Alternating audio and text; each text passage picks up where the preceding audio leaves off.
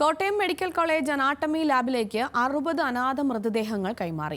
Medical വിദ്യാർത്ഥികളുടെ പഠനത്തിനായി മൃതദേഹങ്ങൾ കൈമാറിയത് ബന്ധുക്കൾ എത്താതായതോടെയാണ്. പോലീസ് NOC കാത്ത് 13 അനാഥ മൃതദേഹങ്ങൾ ഇപ്പോഴും മോർച്ചറിയിലുണ്ട്. വിവിധ പോലീസ് സ്റ്റേഷൻ പരിധികളിൽ നിന്നും കോട്ടയം മെഡിക്കൽ കോളേജിലേക്ക് എത്തിച്ച മൃതദേഹങ്ങളാണ് അനാട്ടമി ലാബിലേക്ക് കൈമാറിയത്.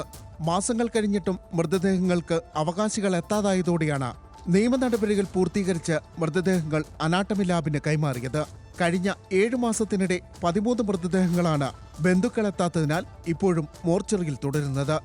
ഈരാറ്റുപേട്ട, മണർകാട് പോലീസ് സ്റ്റേഷനുകളിൽ നിന്ന് ലഭിച്ച 2 അസ്ഥികൂടങ്ങളും മെഡിക്കൽ കോളേജിലുണ്ട്. ഇവയുടെ ബന്ധുക്കളെ തിരിച്ചറിഞ്ഞെങ്കിലും DNA പരിശോധനാ ഫലം കൂടി കിട്ടിയ ശേഷമേ കൈമാറൂ. ഇൻക്വസ്റ്റ് നടപടികൾ പൂർത്തിയാക്കി ഗാന്ധിനഗർ, മണർകാട്, എറണാകുളം സെൻട്രൽ സ്റ്റേഷനുകളിലെ NOC കാത്ത് 3 മൃതദേഹങ്ങളും മെഡിക്കൽ കോളേജ് മോർച്ചറിയിലുണ്ട്.